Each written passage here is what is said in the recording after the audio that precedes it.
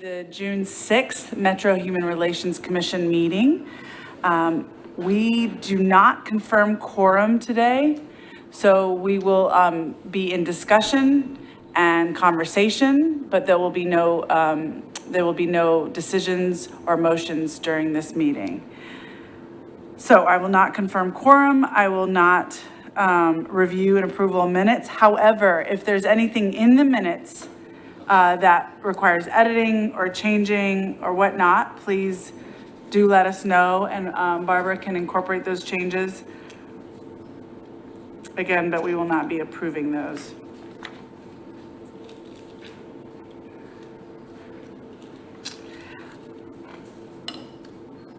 I just want to mention the cleaning up of this attendance issue is on me, and I promise I will move on this tomorrow afternoon. I think there are, as the director has highlighted and we talked about last meeting, there are ways to, address the members that are just non-compliant, not participating. And there's also a way to, make sure that new members join so that we can take care of this quorum issue once and for all, because we can't do our work if we can't make decisions and we can't have motions, particularly on things that are coming in the future. This is going to be really important that we have this ability. Thankfully today, much of what we're doing is talking about what's coming. So I appreciate that. And the director will be able to apprise us of this now that he's had a little over, 6 weeks or so to be on the job, or maybe less. But again, I just want to reiterate it for the record that the commission needs commissioners to do its work. And so we all need to be here. And I will work towards that tomorrow right away. So let's move on. Financial update. I actually don't have much to say about this. I wonder, Davey, if you, I know nothing really changes that drastically, but I haven't kept in touch with Mark over this stuff.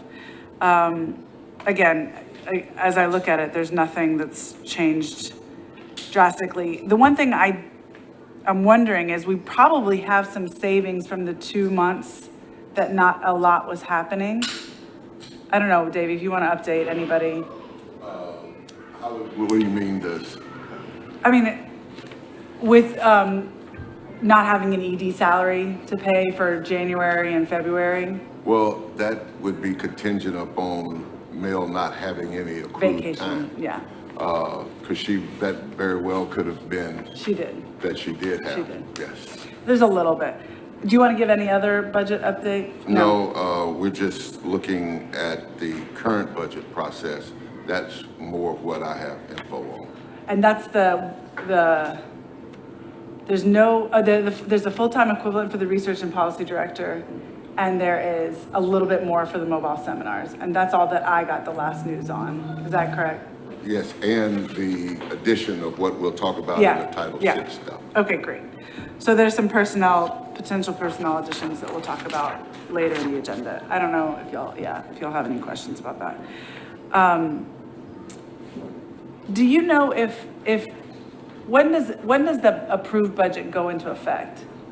It has to go into effect, let me look that up. It's July. I think it's July 1. Yes. Oh, wow. Yeah. Okay. It's July 1, and I think they have, it's some June date where they have to reconcile either the mayor's budget or with the council budget. If there is a council budget, there is a June date, but yes, I guess it would take effect July 1. Okay, so that, and that'll relate to the hiring plans of the policy and research person too, because that. No. That's an existing. Because you already have that money. Yes, that's an existing position. Okay. All right, then I see new business, and I think a lot of this is, Davey, you've got updates on this, so I'm going to hand it over to you in terms of these meetings and the Title VI. Well, I'll start at I'm sorry. At the question. Sure. I had two questions. One is, back up, Garlinda. Are we required to have this meeting the first Monday of every month? Required is a great question. I don't think we're required to have it at the first Monday of every month. I just think we have a notice requirement. Right. That always is kind of the stickler with us. And it's about 7 days, is that right, Barbara? Yeah, and so that's always tricky. I'm not proposing to change the date. Okay. Sometimes the day of the week may have worked for people in the past. It may not be working now. So just something to check when you're checking with the board members. And the other thing is, I think we're not, but Reverend Tucker, are we going to talk about whether or not the office is fully staffed now?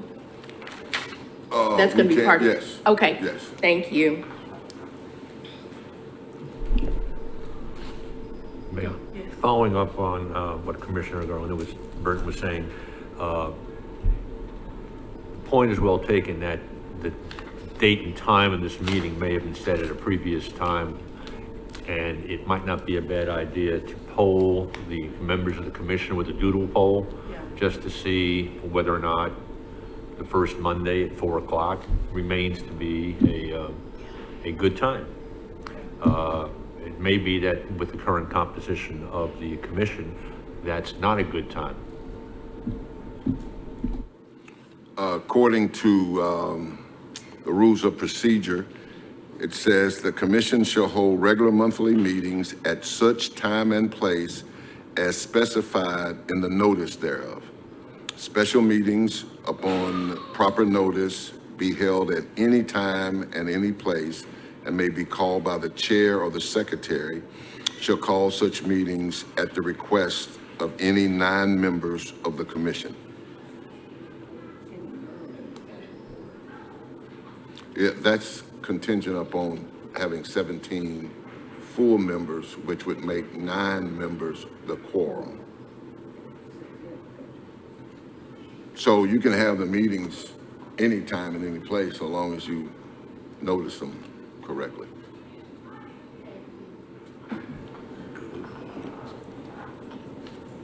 Okay, so what do you think about that, Director, doing a doodle poll? We can do that. Okay, great.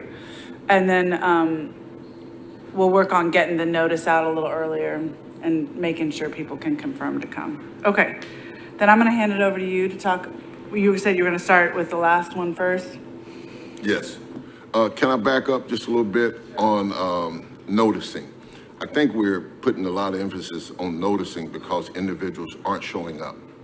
That could possibly put a undue burden on us of we're noticing. I mean, I've always got it a week before. And so that's to keep it a week before. But if we need to do it 2 weeks before, whatever that is, but I would not hope that we would have to do it 4 and 5 times and sending only because commissioners are not accepting the appointment seriously. And, you know, with all due respect, I mean, it's been drilled into my head that our meeting is the first Monday of the month at 4 o'clock. It ain't rocket science. I mean, I calendar these things for the first Monday of every month unless I'm notified otherwise. So I think it's really a matter of confirming with commissioners that in fact they are interested and desirous of attending and participating. Yeah, I would agree. My question was just to make sure that this is still a good time for people to meet. Not that, I think we have sufficient notice. I think if we set the first Monday, you shouldn't have to be holding hands to get people to come. Although I have to say on other committees, I do send out a lot of notices, but I babysit grown folk too much. So I will recognize that in myself. Okay. I do, yeah, I babysit grown folk too much. I'm a recovering control freak, but I think that my question was just whether or not this is still a good day in general. But I don't think there's anything wrong with the way we are giving notice. Just on the last point, I think what all y'all are pointing towards is commitment. And I think it is my job to figure out where our commitment lies and to swing it back to where we need it to be. So I'll get on that, because ultimately, we all have things to do, and we're all here on a Monday, and we've been coming here on Mondays forever. So you make it work. And Antioch is a new location and it's far out, and we're here. So I'll work on that. Thank you. Okay, there was the position of Director of Policy and Research. That process had began, and it had gotten down to, Barbara, correct me, 3 or 4 people. There were 42 applicants, and there were some initial conversations, but nothing confirmed. Okay, all right. Hey, how you doing? We are well, Chair, can, Hello, Derek. We, happy to see you. Yeah, out to Antioch, yes. I'm in Murfreesboro, it's not in the middle of rush hour traffic, so I missed time. We're happy to see you. Thank you for coming. We do not have quorum, just to let you know.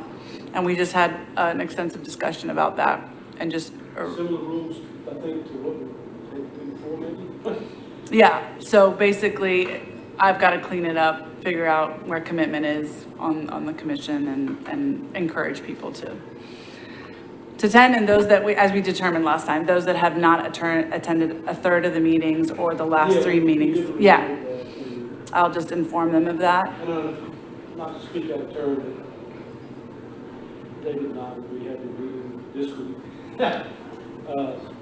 to review a lot of things, a lot of his questions and concerns too. And we can discuss bylaw provisions and whatnot. Okay. So we will not be making any motions or decisions today, but just holding a conversation. And if I can follow up, just sort of related to that, at the last meeting, I made some requests as far as trying to reach some confirmation on what exactly the terms of the various commission members are. And I would hope that that would be part of your discussion so we can get that nailed down. It will be. Of course, I've responded to one question that Director Tucker had about the timing of appointments and when other avenues fall into place. But I think your question was about prior members and when their term expires or not in terms of the ability to continue to serve. And there is a general rule that persons may serve until their successor is appointed, but we want to verify that and make sure we don't. Concern was just getting the rotation of membership on the commission back on track, so we're not losing the multiple members and leaving you without the ability to. Correct. We're not losing half of the commission in 1 year and basically not having the benefit of their and experience. and all of them happening in April. Right. So. Yeah, and I think there was going to be some fact checking in part to see Correct. about whether those were appointments actually made and those terms all were to have expired or not. But Right. I just wanted to make sure we didn't lose. yeah, we'll do a historical review. Hello. Sorry, guys. Great sight. Barbara, if, correct me again if I'm wrong, the last list that we had is correct that you had verified from the clerk's office? Yes, and so the last one that we passed out was correct. That in terms of the dates, the clerk's office says this is the list.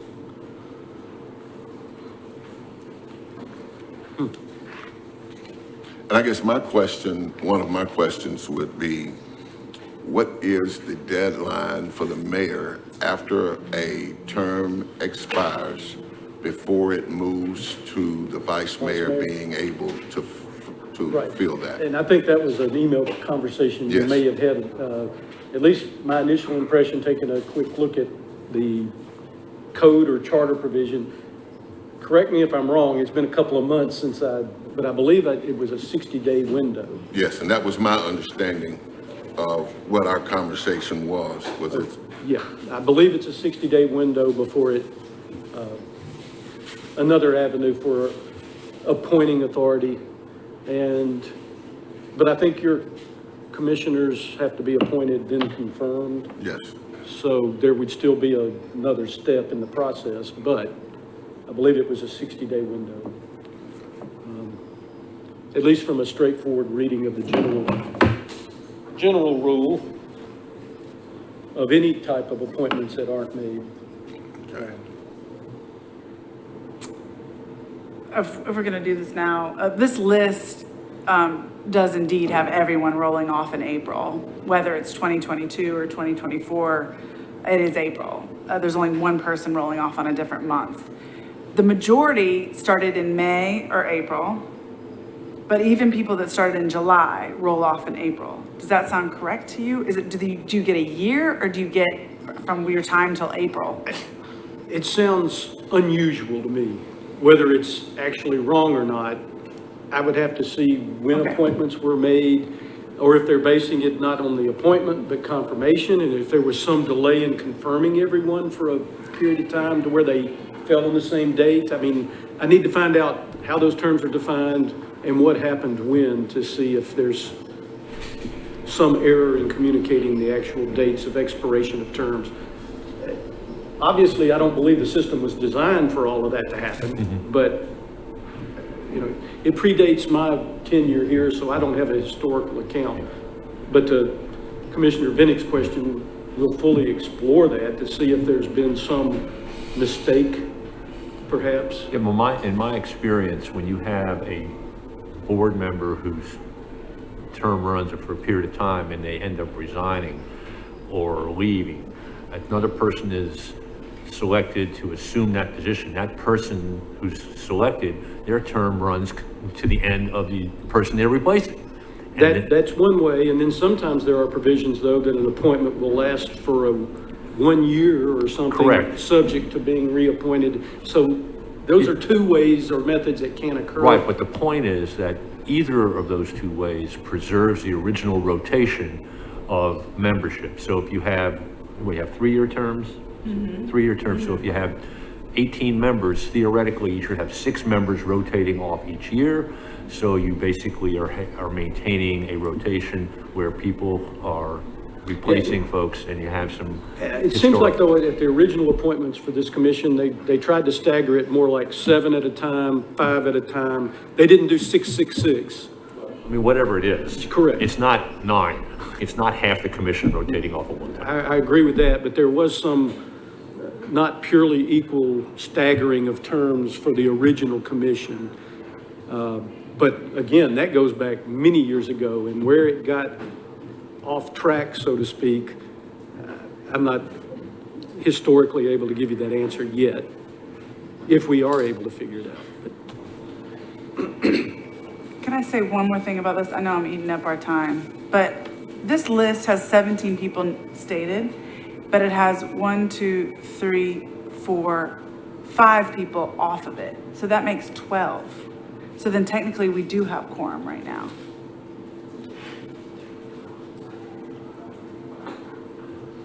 We would need No, you seven, need seven. Okay. No, where's the actual commissioners are 6? Okay, then let's move on. Thank you, Derek. Everybody comfortable to move Good on? try. You I were know. close. You were close. You were just I one was short. so close. Okay, we'll move on. Thank you. Okay, I was talking about the position, and that Barbara was given a historical catch-up of where it was prior to me becoming the ED, and then I'll take it from that point. So you bring us up to what had happened, what happened through that process. What I'm going to do is If I can get a moment and pull up the exact response from HR, would that be okay? Well, I guess what I'm asking is, we had already, the commission was already in the process. Yes. You had already drew, Announced you already announced it, you drew the resumes, Yes. you interviewed some people. No, HR had some candidates that they were going to screen. There was some internal discussion about candidates, but there was no formal interview. Okay, process and that's initiated. where it stopped. That's exactly right, then it was pulled. Okay, and then, since then, I've spoken with HR to ask them what were the options. And the options are to, scratch it all, start all over, take the ones that were pulled, or review the entire pool from the start.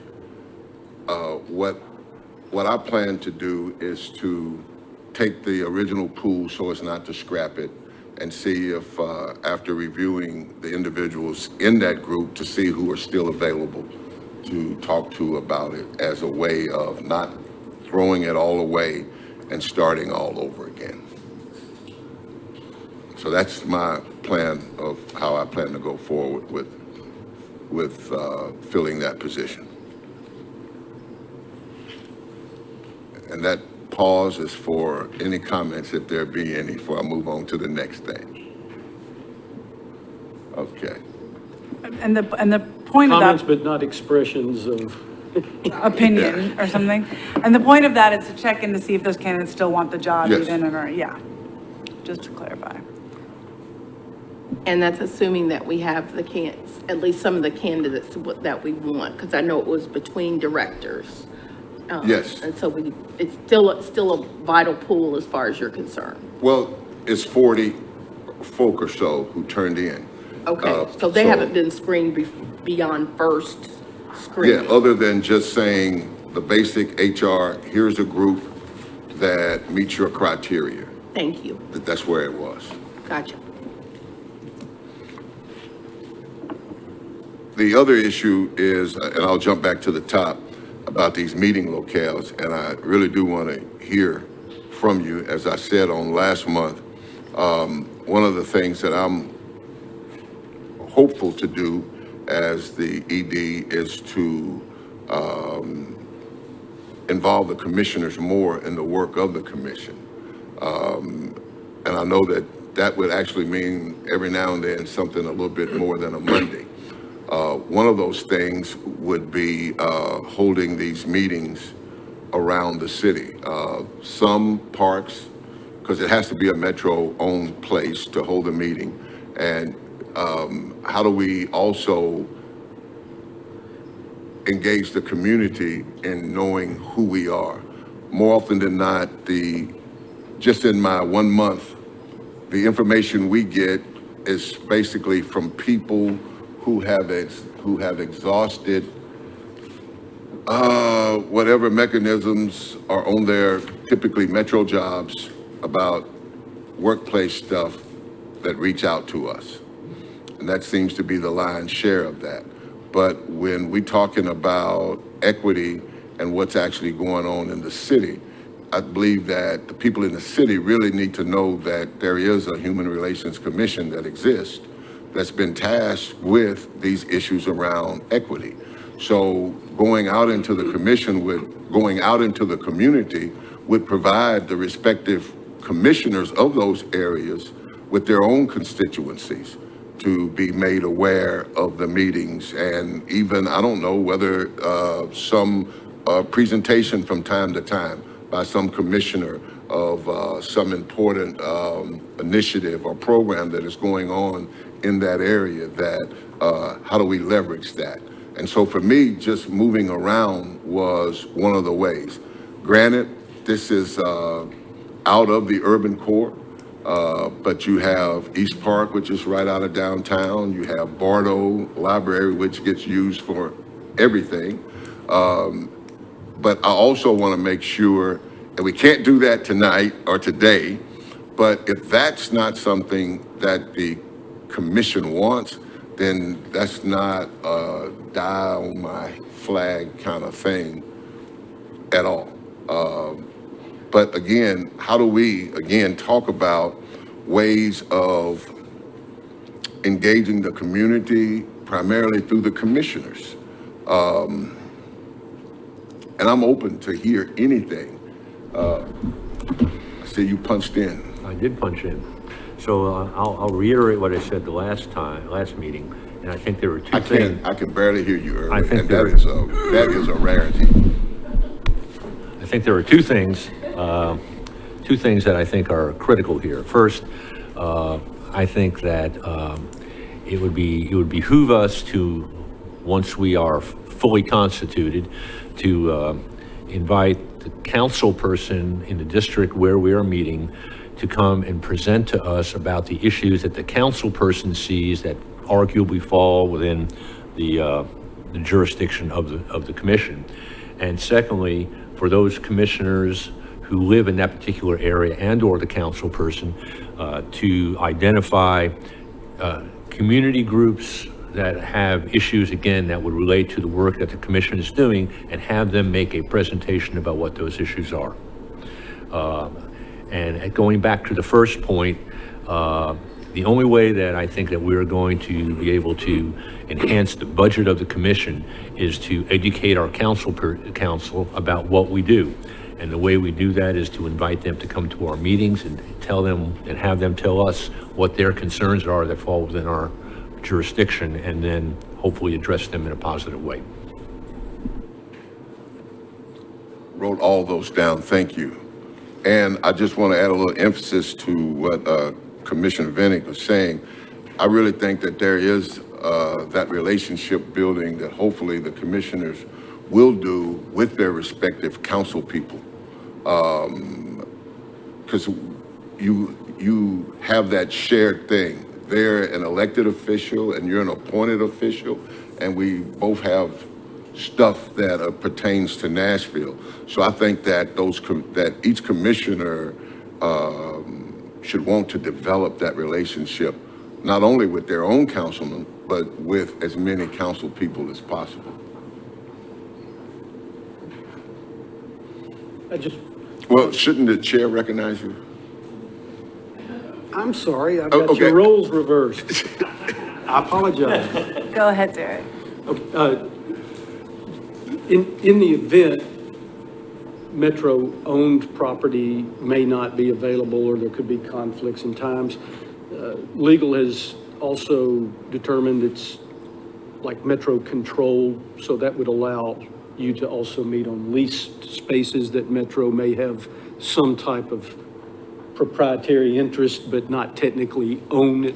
So the community centers are great, the libraries are great, but if you find a district that, has only a limited amount of Metro-owned space, you may be able to identify. I don't have an exhaustive list, so sometimes it's hard to find in different council districts particularly, but it does expand the opportunities to go to spaces that are leased or somehow otherwise occupied by Metro. Just thought I'd offer that if it helps. And would that include schools? It could include schools, but I would recommend that we check with Board of Ed to see if, it fits the technical definition, but whether they allow it or not is the second question. There's a lot of things that go on in schools. They have elections, voting, things like that. But if students are there at the same time as you, they may have rules that, but it does meet the technical definition, but it's, again, probably, as with all of the people that are really in charge or control of a space, will they allow you to meet? Sometimes you run into where they won't grant you permission, even though you're a fellow Metro entity. What Commissioner Vennick just said reminded me of when we talked to Joy Stiles like 2 years ago. Y'all remember that?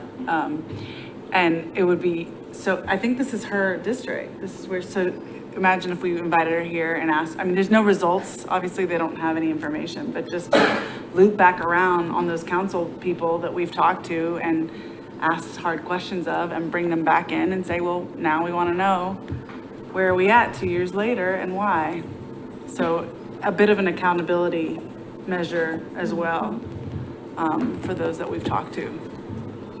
So they know we're still around, still looking.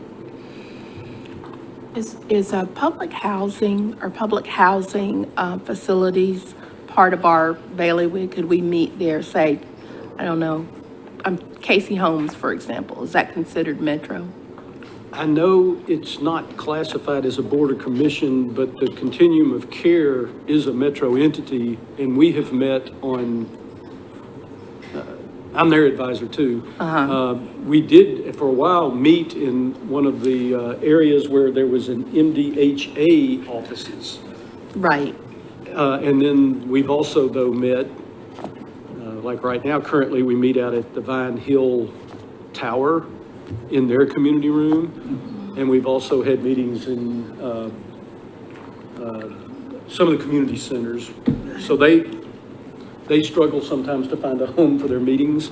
But I'm not sure if the MDHA owned premise, I mean, they're an affiliated entity of Metro to some extent, though independent also. Right. But we did meet, I can give you that answer. In fact, my first meeting for that Metro-related entity was on, in the MDHA's meeting room in the office. It looked like a building. In East Nashville? Yeah, it was off of 5th, maybe? Yeah, Off I Fifth. know exactly where it is. I think there's some major construction going on there is why we don't meet there any longer. Right.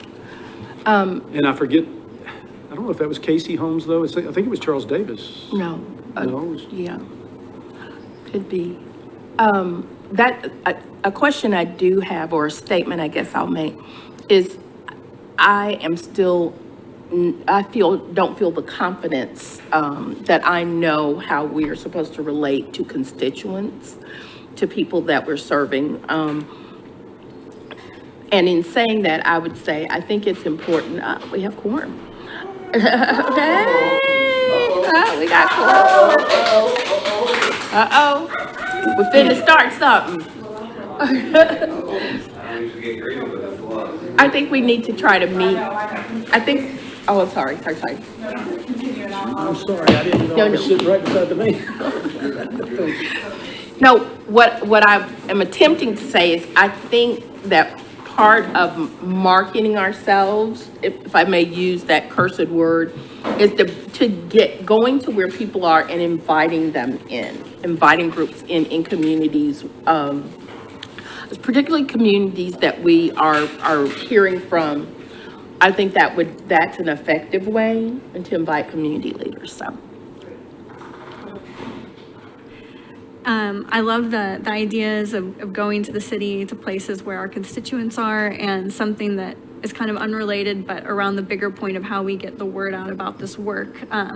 Thinking of, it really brought to mind this idea of almost a human rights tour. There's so many tours of the city, but what if we, the Human Relations Commission organized once a semester, like the Celebrate Nashville concept, where we have a bus of people and we go to key parts of the city and we show the city to those places that relate to our mission of peace, safety, security, health, and the general welfare. A human rights tour.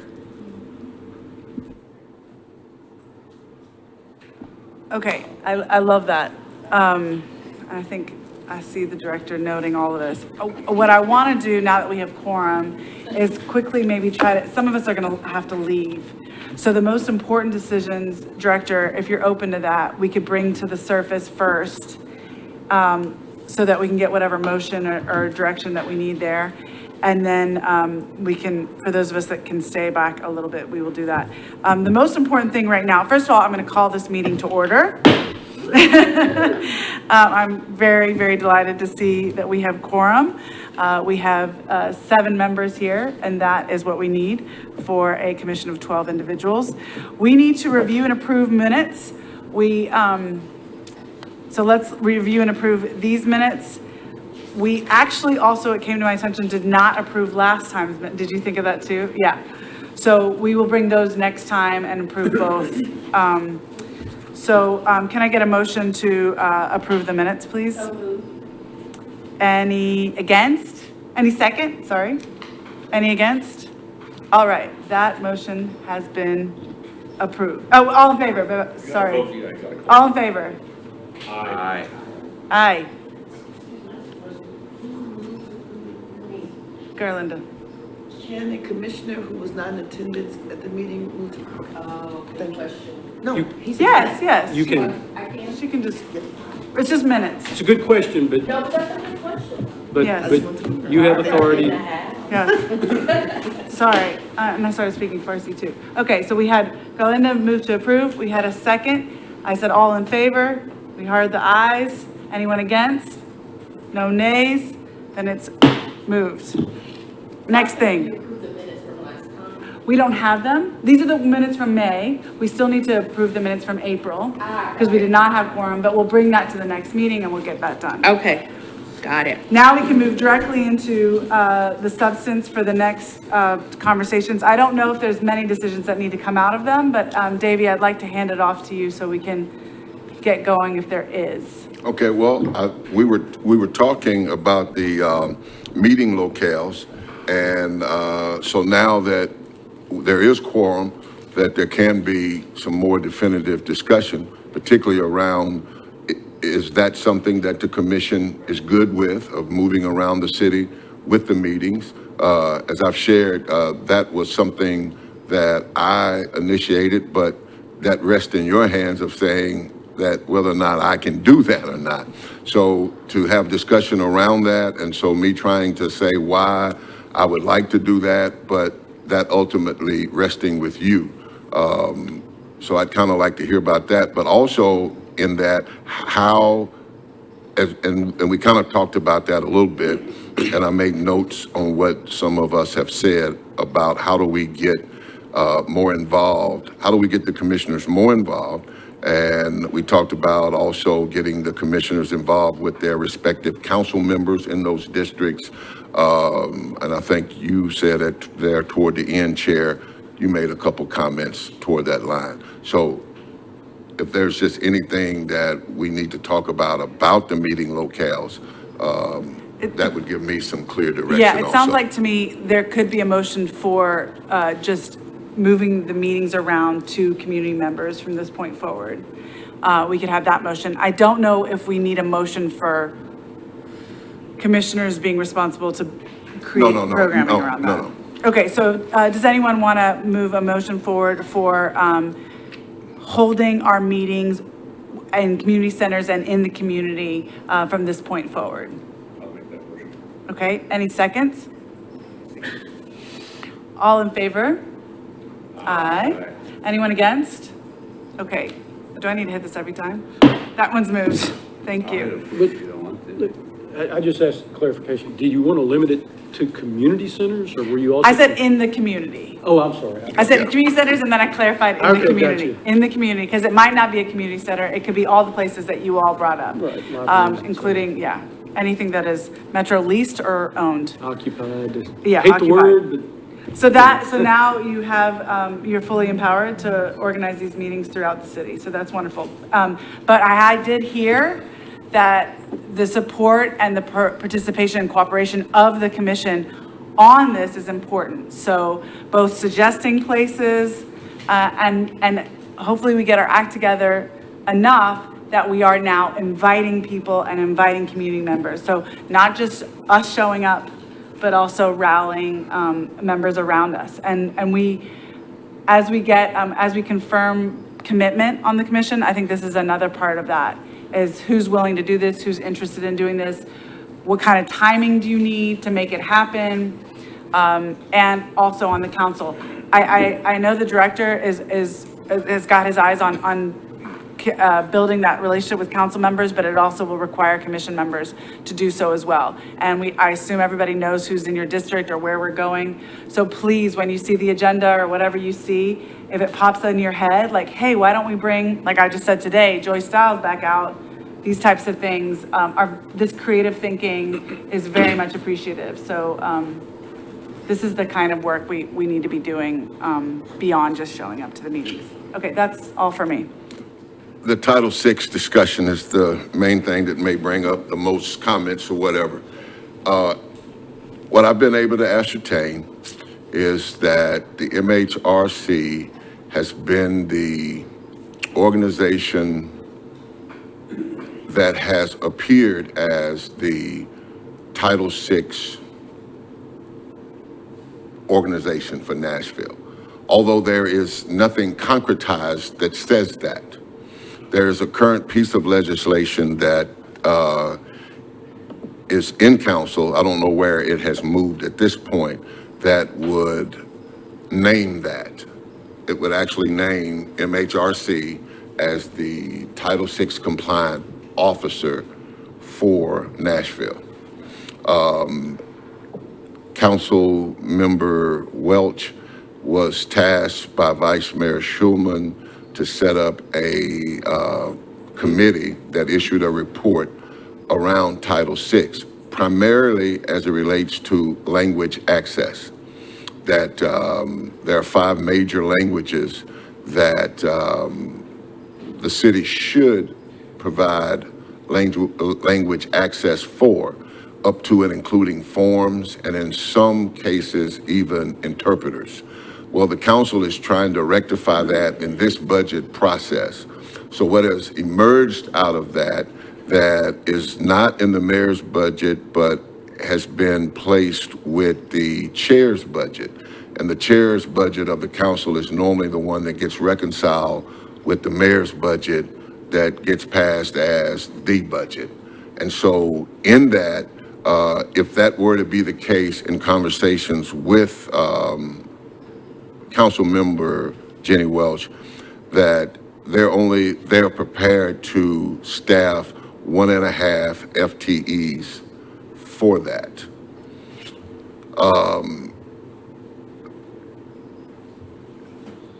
Yearly, there is a compilation of a Title VI report that ends up in the MHRC office that has all the departments, and there's no basic format to what they say, but they basically put together all of their forms saying that we're Title VI compliant, is put in a binder, and before mail would sign off on that. I've not been presented with that, but if I were, I would come back to this commission and I would be reluctant to sign off on something that I have not reviewed, nor investigated, nor could say whether or not it's accurate or not. But if this legislation is successful, it would, one, be a piece of legislation naming the Metro Human Relations Commission as the Title VI compliance office, and they would initially staff that at 1.5 FTEs. In all of my conversations with them, that is kind of the best we came up with. I just want to quickly add, that's for language access aspect of it only. Well, their goal is to solve the language access, but Title VI is Title VI. That is irrespective of language access. To be the Title VI compliance officer would be the Title VI compliance officer. But what they're moving to fix is the language access piece. Does that make sense? Okay. Title VI in and of itself is Title VI. We're all aware of that. There is no Title VI compliance office or officer. MHRC has operated like that, but that is not in code or ordinance or anywhere. We need to talk about that. Okay, because okay. But, just so there's more Title VI stuff already coming your way that has nothing to do with the issue you're talking about. Okay. Again, I wasn't consulted on what Metro established and when, but you are currently de facto the Title VI organization of Metro for sure. But I think that's also where there is provision for how you get your hearing authority, where you can actually subpoena people Yes. before you, is related to Title VI hearings. Yes. That is codified. Yes. So therefore, you are the Title VI organization, I believe, is likely, not to get off track here, but it expands your authority to deal with internal to Metro those Title VI disputes, both by the public and employees, to come before this body as a forum, and I've got a referral for you, by the way. Yes. So, 2 points. First, I'm aware that the prior interim director of the commission, Tom Negri, was intimately involved in Title VI enforcement when he was functioning as interim director. And I would encourage you to have some conversation with Mr. Negri. I Okay. think he can provide you with some good experience of the issues he faced when he was addressing those issues. The second thing I would be concerned about as far as the legislation is that if this is going to codify the commission's authority as a Title VI compliance, then I would presume that that would mean that the commission would have some access to Metro personnel records. And I would hope that the legislation clarifies that so there's not any problems with that down the road.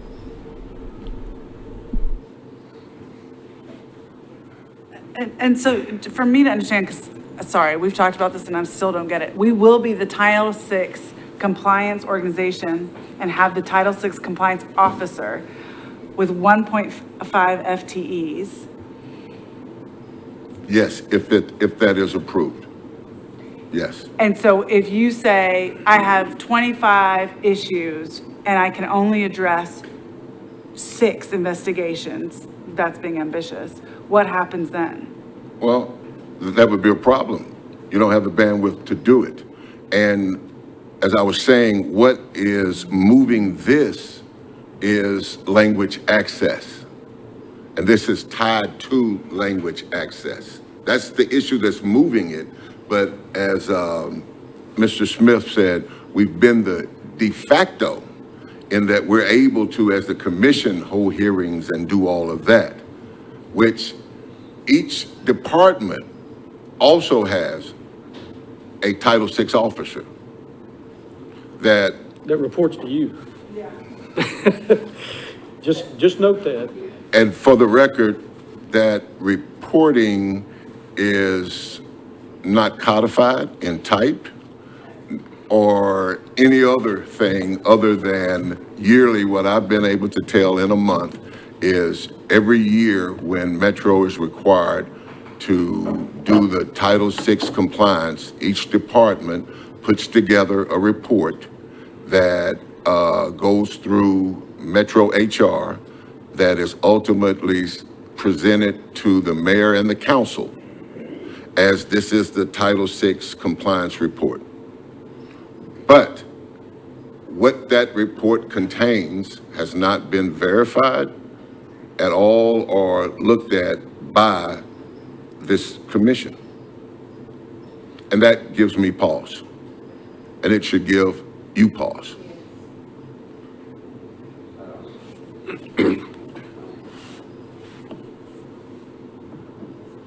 You're confused or you're surprised and shocked? No, I knew that this was in charge of, I knew that this committee was in charge of like Title VI compliance in theory or Right. whatever, and had the supposedly, my name's spelled wrong, by the way, there's no C in Yezbek. Same as mine.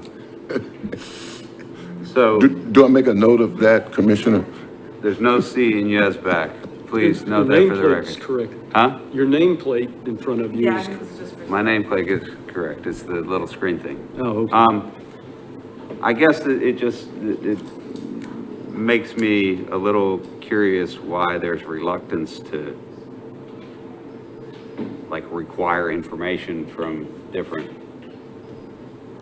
sources if ultimately we're in charge of making sure that we're in compliance with Title VI, which seems to be pretty broad in scope. So when we were having talks about body cameras, for example, and they were sitting on the body cameras. Well, it seems to me that one of the problems with body cameras was there was an allegation that the resources of the police force were being disproportionately applied based on race or other improper factors. So, like, why is there a reluctance to flex the muscle if we have it? That's what I'm confused Yeah. about. Attorney Smith, do you have any, Oh, and why does the? I don't know, I have some materials about the Title VI workings of this organization.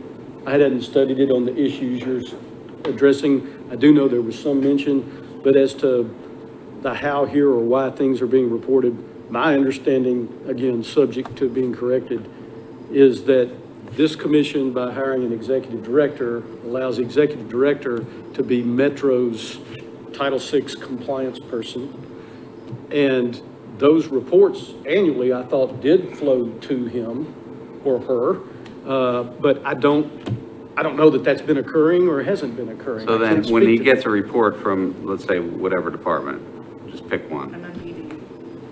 I don't Yeah. want to use them. Each department is to have a because I don't Title wanna- VI compliance person appointed, as I understand it, and they in turn report, and apparently the information may be going to council and mayor, which it could go there too, but ultimately it should, well, it seems to me like naturally it would come here too. And then there's also the ability to involve yourselves with the actual literal disputes, which is part of what he was alluding to investigate and determine whether there are Title VI concerns, both as to governmental programs, as well as internal disputes where there's been an alleged discriminatory practice based on, some protected characteristic. But so if I understand correctly, a department of the city gives Commissioner, or not Commissioner anymore, Director Tucker, a report. And then, Well, I guess he has some I believe this responsibility. commission, or he or she, whoever your director may be, they're the reporting entity to, to the federal Federal government. government. Right. So he gets reports from each of the different, well, I don't know the mechanism Well- for what he receives yet. but But then- Commissioner, what I've been able to find in the office, and Barbara Mike can add to it, every year it seems that there is a binder that is the Title VI compliance report. Inside of that binder is a report from every metro agency. On top of there is a final letter that is addressed to the mayor and the council declaring that this is the Title VI report for, send it on to the feds. yeah, And that's written by the director, that letter. no. Who writes that letter? The most current one that I've located in the office is Metro HR. Okay, so it goes through Metro HR. Well, it And may you have just- that time, we don't, I want to be a little cautious here, and I would appreciate, I can share with you materials I have. I want to make Okay. sure we're talking about the Yes. same things. Yes, That, I've got a set of materials that I Okay, do have in my office that deal with Title VI, but I haven't analyzed them to determine what are they actually based on. But I guess- read it because of a matter that is likely to come to Director Tucker's attention. It's on an individual Title VI report from a department of a matter, and that's why I was kind of boning up on these issues, but for different reasons. So I would just be careful, and the director before may have appointed someone in HR to finalize I can't explain. so we don't know process exactly, I hear you. I would just like to clarify, Chuck, what's your question or concern, just so we know it, is that okay? yeah, I think I get what Chuck. Okay. I mean, But what I was Commissioner- saying is if you have this authority, just use it however you feel like it's appropriate to Sure. use it. Instead of being meek and mild and acting like we can't do anything. Yes. That's what I'm saying. But fairly, use it fairly, don't be whatever.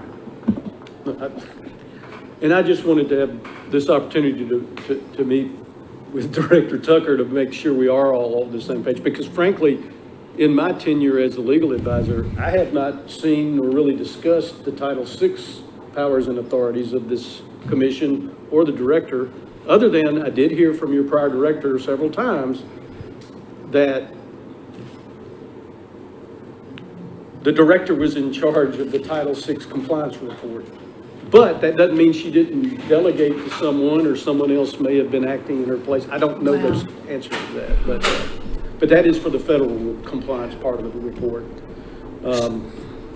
So I'm going back again to my conversations with prior Director Negri, and I think it would be very helpful if we could have a delineation of what the responsibilities of the commission are as the Title VI agency. But my recollection was not that the commission would hold hearings on complaints under Title VI, but would in fact be obligated to survey existing metro agencies to assure that they were in compliance with Title VI requirements. And my recollection also was that Mr. Negri was deeply involved in getting data from various metro agencies in terms of identifying and getting some sense of, what their demographic breakdowns were, so they could make some determination as to whether in fact there is equal representation of communities in those metro agencies. And that's where he was having a great deal of difficulty. So it would be very helpful to me if we could have some real clarity on what it is Title VI entails as far as the commission.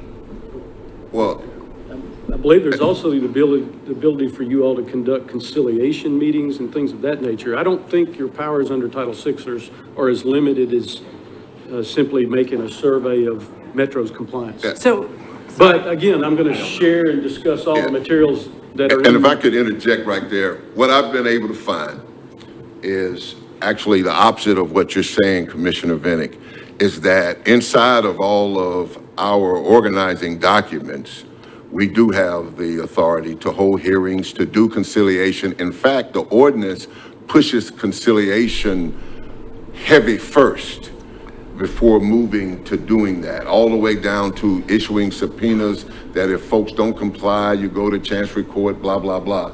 But if you notice, every time we say something about Title VI, we air quote it.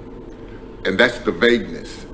That right there, and whatever that is the vagueness that I would like to have clarified. Okay, I don't disagree that we have the authority that you just described. I'm just questioning whether it derives from Title VI or not, or whether it is just an authority that Metro Council gave to the commission to address issues. Well, if I could just speak historically, and again, you see this all over the country. After the passage of the Civil Rights Act of '57, the government set up the Civil Rights Commission, which was a precursor to what happened in the Civil Rights Act of '65, which Title VI was the enforcement arm. If you look from, I did a bit of a look, 90% or so it looks like, from 1957 all the way up to about 75, jumped up all over the country. The states and the individual counties or entities came up with these organizations that were called either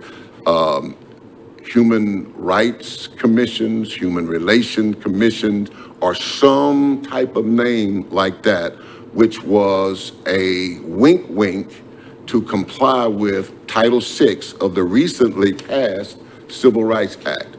We know historically that these entities did not change policy all of a sudden. That stuff did not change all of a sudden. So the rise of these organizations tend to all appear around the country like that. And when you look at them, they all tend to end in weird kind of ways. So it appears historically that it looks as though this, at the passage of the Civil Rights Act of '65, how do we comply and keep the status quo going, and these organizations jumps up. And that's what I'll offer, is what I've been able to tell from my not being a lawyer type research. And again, I'm only able to report on the information I have in my custody, but I didn't evaluate it for exactly the topics you're speaking to. But it did recognize, as you alluded to, something about some hearing authority, ability to drive parties towards conciliation, and you being the conciliator, things of that nature is sort of the remedies, I would say, that were available to your organization. Not to dispute with you, though, that you may not be the officially recognized Title VI for body for other purposes, but I do believe that still exists under the current code about the ability to handle these types of disputes. So, But again, I want to get those materials, Yes. digest them, share them with you, of course, and we'll study that issue together because, as I said, for the past 2.5 years that I've been the advisor, Title VI had not been an issue I was asked to analyze. okay, if I could just summarize this conversation and then maybe we move on to the next one unless there's anything else. I'll just add to that, Chair, that Mr. Smith and I will be meeting, he said this week, and we'll make that happen so that next month we'll have a definitive follow-up, close the gaps and the loops on exactly where we are, so that everyone would be on the same page. Yeah, what I heard were 3 different things. One, what are our authorities? And it seems like there's general understanding that we do have hearing, we do have conciliation, we do have a lot of authorities that we have, and the other thing I heard is that we have not been using them, including reviewing the report vigorously and verifying all the way to the hearings and subpoenas and whatnot. I heard from Commissioner Yesbeck, and it's not the first time this has come up, about why don't we use those authorities and why are we meek about it? And I think that is a conversation we definitely should at some point discuss whenever that makes sense. And then finally, I think one of the conversations that came up from you, Director, and I'm not 100%, is the resources needed to do this right. And so I think that's 3 different things. Yes. You know, what are the authorities? Full stop, clarity. Why don't we push further on those authorities when we need to look at things? And finally, what do we need to do that? And I know it's going to run the gamut. Right now, you're given a 1.5 to do who knows what. But if we do want to do hearings and we do want to do subpoenas or whatever, what does that require? So those are the 3 topics. Does that help? Okay. Shall we move on? Okay, the last thing, we'll pass you out some information. I don't know if this is what Director Smith is talking about.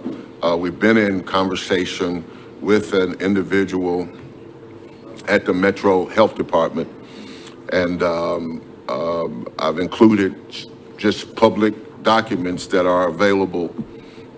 We got them right off of the web, and but we should have a complaint in the morning. But I just wanted to give you some information so you can actually look at the discussions that are all on Health Department letterhead that document various conversations, which really speak to the heart of, I think, the issue that Commissioner Yesbeck brings up. If you read through those documents at your leisure, and you'll find that they all speak to other documents that are available that if we move forward with this, we will request. But it appears that there's a lot of things that appear to be on the surface totally inappropriate that get written down. Incident that is recorded in there is a person says to a female employee in a meeting, are you on your period? That gets grieved, and the HR investigator, in part of their investigation, writes that they're a recovering sexist themselves, and they want to talk about that. But then the ultimate resolution of the issue is, we've read the reports, listened to any recordings, don't find anything, and we consider the matter concluded. And so, as a point of reference of what it means, to Commissioner Yesbeck's point, is when you dive over into something like this that will engage a Metro department, we have to have the bandwidth and the depth to be able to do it in a professional, adequate way. So I give you those for you to read at your leisure, but I am sure and pretty confident that right before this meeting and our last conversation, that we will have a active complaint that will be processed to you as soon as we get it. You mentioned resources in that case as well. Do you feel that we have sufficient knowledge and resources to move forward with whatever complaint? Well, I think we have sufficient knowledge in that knowledge is acquirable. We also have Barbara, who's an attorney, who's on staff, who has been doing the conciliation portion with individuals and organizations that we have reports that I've read, not being a professional, that seem to be thoughtful, well put out, and come to what seems to be good conclusions. But even as we move forward with that, we would confer with legal, but then again, there presents another question that may have to be talked about, is what happens when, and you correct me, and this may be inaccurate or I may say it wrong, Metro Legal's job is to protect Metro. Well, that can be construed in different ways, but we represent Metro. Yeah, so what happens when there's an individual who is at odds with Metro? Is this body able to get counsel to advise it in a way that where Metro Legal may have a conflict? Well, Metro Legal wouldn't have a conflict. We're able to wall off attorneys from issues where they could be presented with a conflict. But as to giving counsel to this body, whether it's me or another attorney, they would never allow a conflict of interest to arise when it comes to the other effect on Metro. That's the way we've always handled it, unless our director and his authority determines that it's best to have outside counsel assist the body, but then he hires and retains and has to hire and retain all outside counsel. That has happened on occasion, but I don't know that, until a given case, whether that would be recognized or not. But generally, it's been able to be avoided by walling off an attorney to where they're not involved on representing Metro in the hearing phase, but solely in the advising of a body phase. That's happened. For example, the health department is one of the bodies. The board, the health board, is a client of mine. And so anytime they have an internal disciplinary matter, I don't participate so I can maintain neutrality to advise the health board. I don't get involved at the charging and hearing of the disciplinary or the internal dispute that may be going on. And that way I'm able to always give conflicted advice to the health board itself. So that's one of the ways we handle that.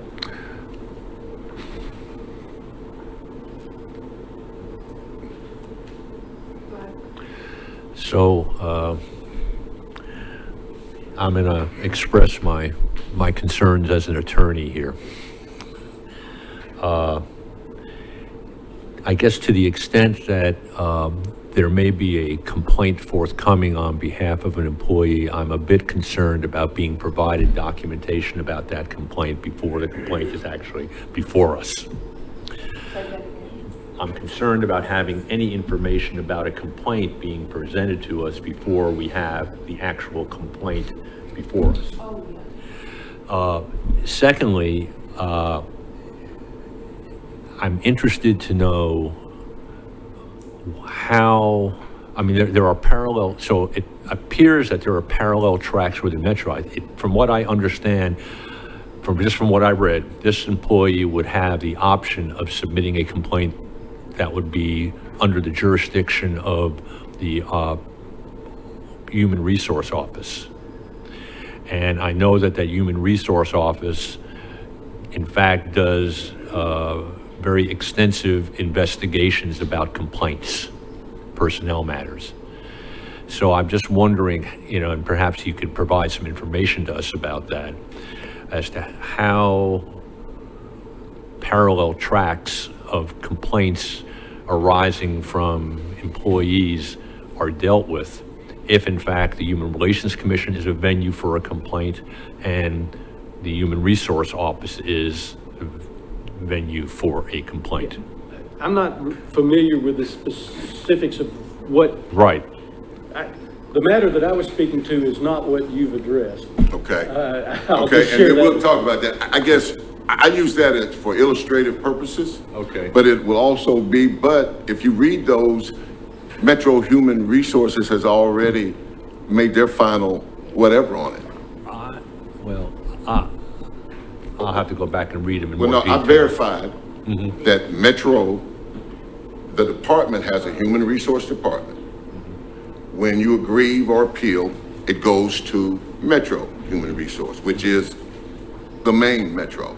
That's their first line. No, their department, wherever they Their work. local department, HR. Wherever they work. If they work Right, in right. waterworks, then they go to HR and waterworks. Right. And they work through that. If Right. that doesn't work, they go to Metro HR.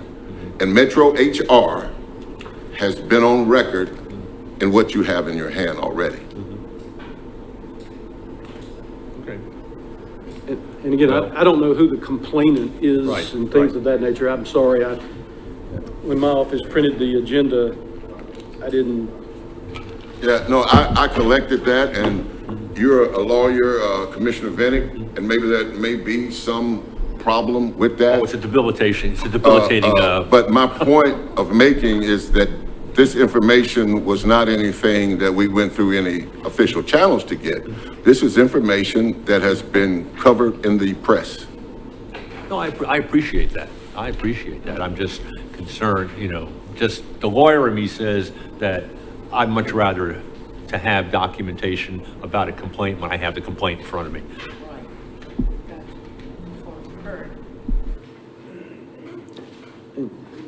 again, a Title VI complaint would be on a form that this office should possess. And this may or may not be this doesn't look like a Title VI claim. No. These are materials of an issue that may give rise to Yes, one. yes, And these may be actually public record, they are. well, except for the news reporting. That These- would just right. be Yes. public record. This is all informational and for No, awareness only. I'm just clarifying. There's no current complaint tied to it. It's just informational. But to Commissioner Vinnick's concern, the Metro documents would be a public record. I do have, the news reporting part might be something that I would recommend that you Well, again, not this take was into not account. done in an official investigatory process or anything, other than when we talk about Title VI, this is information that is out there to really give us to, again, back to Commissioner Vinnick's thing of, this is the type stuff that rises to that level, and this is the type stuff that has information that is out there, and that it has been through the Metro HR steps, and this is where these things are capped off at.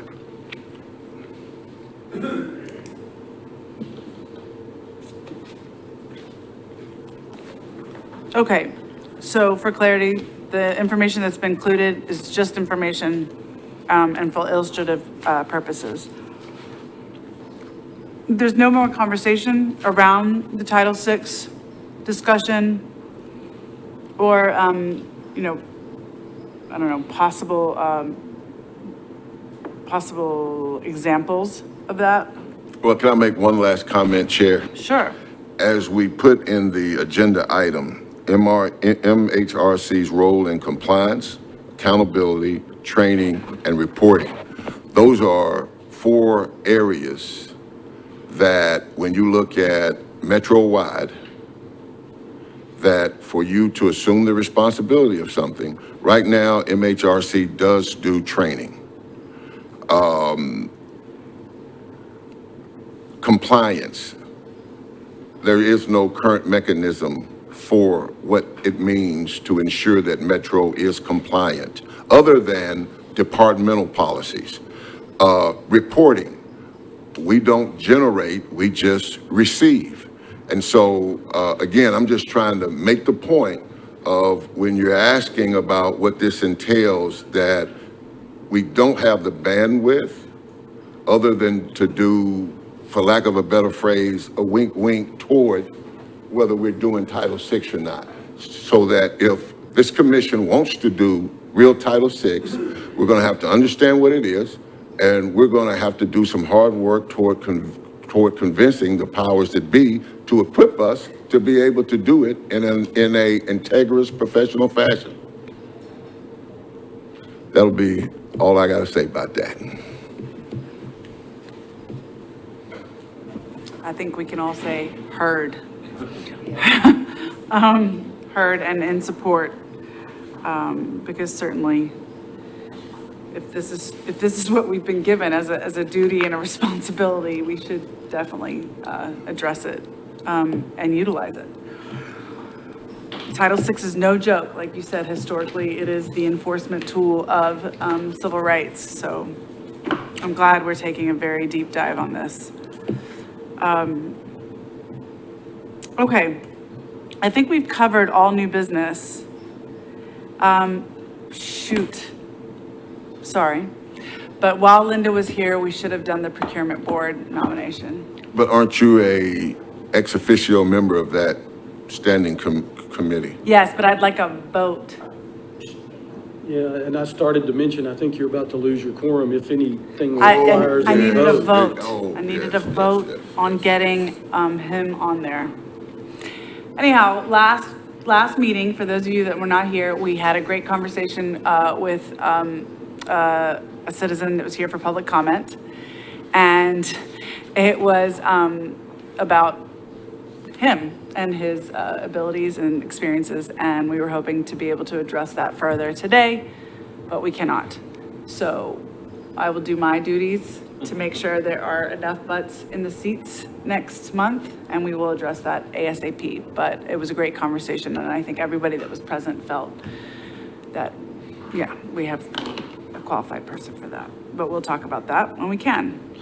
Then we can move on to public comments. Do you have a public comment?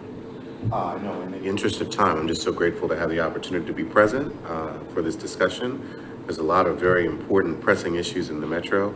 And as a concerned citizen, I just wanted to be here to both encourage the members of the commission in the work that you're doing. It's very pressing and important work. And also to support in any way that I can. So thank you so much for allowing me an opportunity to participate and to engage this process. Can you tell us a little bit about yourself and what issues particularly that you're concerned with? Yes, my name is Timothy Hughes. I'm a member of the community. I live out in the eastern part of Nashville, out in Madison. And so I look forward to the Human Relations Commission coming out to one of the Metro facilities there in my part of the community. I'm also a former member of the Community Oversight Board and Community Coordination Chair for the the NAACP Nashville branch. And so just very interested in learning more about the work of the commission and understanding how we can help to amplify the work that's happening here and the discussions that are occurring. I was particularly curious and was excited to find out about the Title VI powers that the Metro Human Relations Commission has. And because I'm very concerned about issues related to equity and human rights in the city, that's something that's of very significant importance to me.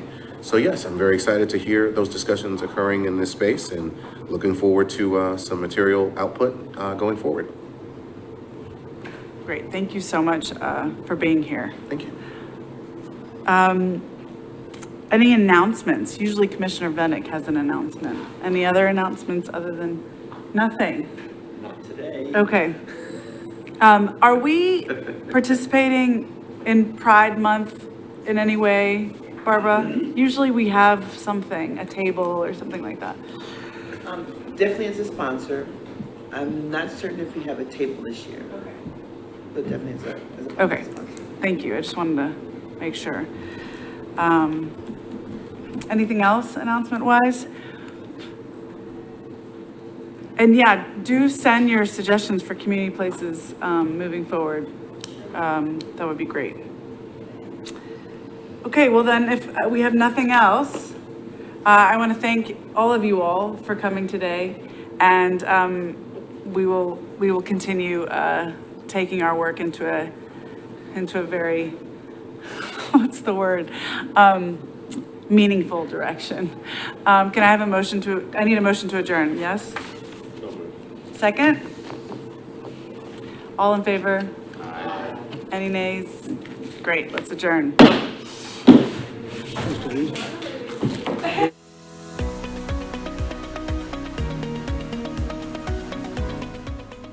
This has been a service of the Metro Nashville Network.